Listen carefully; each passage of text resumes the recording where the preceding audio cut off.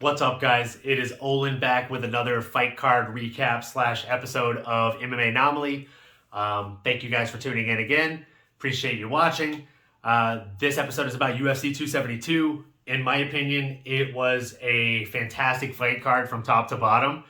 I actually think that the fights on the early prelims and the prelims delivered super huge. A lot of those fights were finishes. There were a lot of submissions. There were a few, like actual TKOs as well.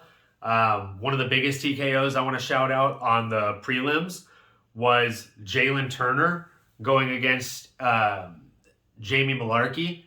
And man, Turner's boxing just proved to be way too much for Malarkey. He was so slick getting in and out of the pocket, landing quick combinations, and keeping everything just really precise and on the lines, and making sure that he was keeping himself out of danger, right, and out of harm's reach as well. He utilized every inch of reach that he had in that fight, and honestly, I think that he just grew his stock substantially across that performance. And then obviously across the main card, starting at the bottom, we had Sergey Spivak going against Greg Hardy. I know most people, myself included, I got to admit, when they watch Greg Hardy fight, we're tuning in hopes of watching him lose, right? Watching somebody like Sergey Spivak go in there and do what he did in the first round was absolutely beautiful. I think he was probably like 30 or 40 pounds under what Greg Hardy was on the night, and you wouldn't have noticed in the way that he was delivering damage and just controlling every situation. He did a nice hip toss with him, and I don't know, I don't think Greg Hardy went out when he was actually ground and pounding him. They ruled it a TKO, but when he was landing those shots on him, he was obviously doing a ton of damage. He must have concussed him, because when the medical guys came in there, I don't know if, I'm sure a lot of you guys noticed, Greg Hardy literally like jolted and reacted and almost like kind of like came at one of the guys sideways, like he didn't know what was going on. So I think Greg Hardy got hit pretty hard. That was also the last fight on Greg Hardy's contract. So not 100% sure what's going to happen next for him.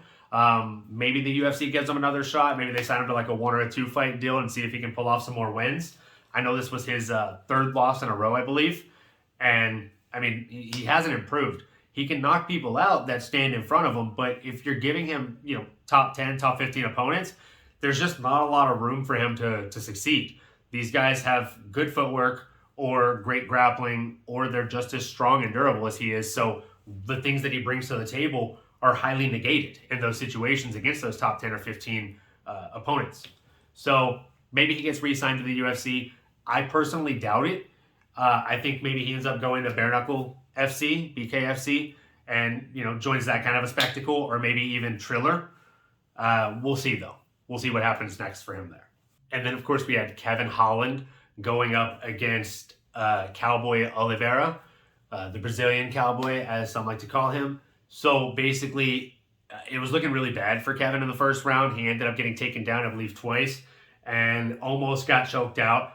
Not really any danger, though, because it was so late in the round. I think there was only 8 or 10 seconds left whenever Oliveira actually sunk in the choke. And Kevin instantly was like, hey. So, fantastic. Maybe I'll throw a picture of it up in here. That way you guys can see it. My buddy Arthur actually made a pretty funny meme with it. Shout out to him. And yeah, honestly, Kevin Holland just proved to be very durable in the first round. After his coaches came at him exactly how they should have, came out in the second round, did exactly what he needed to do, and got the second round TKO. Very impressive performance for Kevin Holland, and I really hope he stays at this weight class. I think it's the right weight class for him. I've actually called that in one of my previous videos. Definitely check that one out if you haven't already. And yeah, I honestly just think Kevin Holland has so much potential to be a star in this sport, and in the UFC specifically, especially if he stays at 170 at the right weight class. Moving into the next fight, we had Bryce Mitchell, the Camo Kid, Thug Nasty himself. He went up against a legend in Edson Barboza, and something that he said he wanted to do was cook him to the bone, and if he cooks him long enough, then that meat's gonna fall right off the bone. So he did exactly what he wanted to do. He cooked him to the bone. He cooked him until the meat fell off the bone. Just wrestled, dealt damage with him. I thought Edson had a beautiful game plan going into the first round. He was coming in, landing sharp leg kicks, just snapping those leg kicks in. And you could actually see in the videos that take place after the fight, Bryce is limping pretty bad. So those leg kicks were already adding up, and he only landed a handful of them. So if he was able to negate the takedowns a little bit more and continue on with the leg kick game plan, I think he would have been able to take Bryce out of there. But again, Bryce was able to prove to be too much. His wrestling game was able to he was too strong. His wrestling proved to be too much, and his pressure proved to be too much. So, yeah, I think Bryce Mitchell, again, his stock goes way up. I don't necessarily agree with all of his politics, but I do really enjoy watching that kid fight. He is a lot of fun to watch inside the octagon. The next fight after that, you had Rafael dos Anjos fighting on short notice Renato Moicano. Renato Moicano, of course, filled in for Rafael Fiziev, or Fiziev. They said his name like 4 different ways on the broadcast, so now I'm confused. I thought it was Rafael Fiziev, but I don't know. Maybe you can tell me how to say it. Anyways, he fell out after the fight had gotten rescheduled. Originally, the fight was supposed to take place in February as a main event, 5-round fight. Since it got pushed forward onto a different fight card as the co-main event, Rafael and Rafael ended up deciding to keep the 5-round clause, so they were supposed to meet at 5 rounds as the co-main event. Now, since Fiziev fell out and Renato Moicano stepped up on short notice, he opted to take on the challenge of fighting RDA at 5 rounds, which is never a good idea for most people. RDA is one of those guys that just gets stronger throughout the fight as the fight progresses, and that proved to be the case.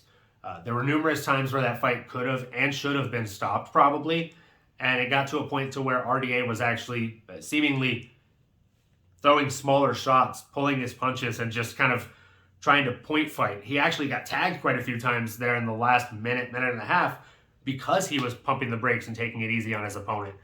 But that's part of the job, you know. You have to be okay with hurting people, and you have to understand that it's only business.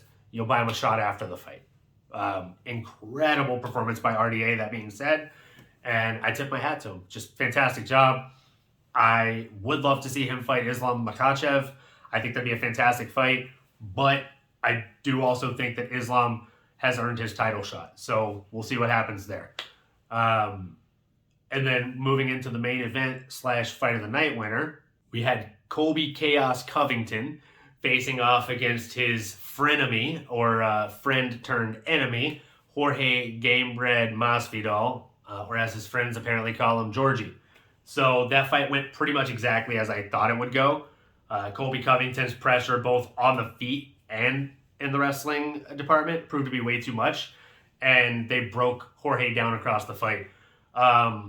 Jorge never really seemed to be in the fight. My fiance actually said the same exact thing. She said that Jorge never really seemed to be able to get started, and he just didn't seem to be in the fight to win it. It didn't really seem like he was trying as hard as he did in his past fights. Like, he wasn't going out for blood the way that he was when he was fighting against Usman, and I do agree with her.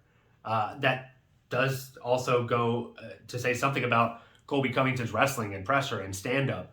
There was a point in that fight where I think it was like in the later rounds where Colby landed, like a 5 or like 7 piece combo on Jorge, and Jorge was like smiling in the corner, you know, like, but anybody who's ever sparred and been tagged by a really good shot, that's what you do. You smile and you pretend it doesn't hurt, and you're almost like you're telling your opponent, like, yeah, whatever, you hit like a pussy, but really you're trying to tell yourself, like, hey, you got to stay up. You got to make sure this guy doesn't know that you're hurt, or else he's going to keep pressuring you and peppering it on. So, yeah, that fight ended up winning fight of the night. I don't think it should have won fight of the night. I think maybe performance of the night for Colby Covington for sure. But fight of the night is a very competitive fight where you don't really know who's going to win, but you're invested into it. You're on the edge of your seat, and you're just watching a beautiful war. And that simply wasn't that. I think Colby Covington put on a really great clinic. I think he put on a great performance. Does that earn him another title shot against Usman? I don't think the world really wants to see that right away. I'd like to see him get another win or two before that happens. What I do think is he deserved the performance of the night bonus, and I think that the fight of the night bonus should have actually went to Marina Rodriguez against Yan Xiaonan. I think that those ladies put on a fantastic performance. they both put their heart and emotion and just will on the line for all of us fans to watch. And I thought it was a very, very close fight. It was one of those that when it comes down to the judge's decision, I wouldn't have been upset hearing either woman's name be read. That being said, I think that both of those women should have gotten an extra $50K last night for their performance and for what they went out there and did. So let me know what you think in the comments below. Let me know what your favorite fight was. And what do you think is next for these guys? I personally think that, again, I don't think Colby deserves an instant title shot after that. But I do think he deserves a top 3 opponent or a top 5 opponent. I don't think he should fight Dustin Poirier. I think Poirier should stay at 155. Or if he's going to go up to 170, make it a big-time money fight and fight like a Nate Diaz. Nate should actually sign the contract, right? And then as far as Jorge Gamebred Masvidal, I feel like he should really fight Conor McGregor. They're both coming off a handful of losses. They're both huge draws that put butts in seats and sell tickets. And I think it'd be very, very easy to negotiate for both guys at this point in their careers. Give it to them at 155. Give it to them at 170. Whichever one they both want, give it to them. I think both guys will take that fight. Both have a lot to gain in winning that fight as far as putting their name back on that map and back on the fast track to getting even bigger money fights and getting back into title contention right away. So again, like, comment, subscribe, hit the bell for notifications, and let me know in the comments below what you think of the video. Again, who was your favorite fight? Who do you think deserved performance of the night bonus? Who do you think deserved fight of the night bonus? And who do you think is the most exciting up-and-coming fighter in the UFC today? Let me know below. Thanks again, and enjoy the hostilities, guys.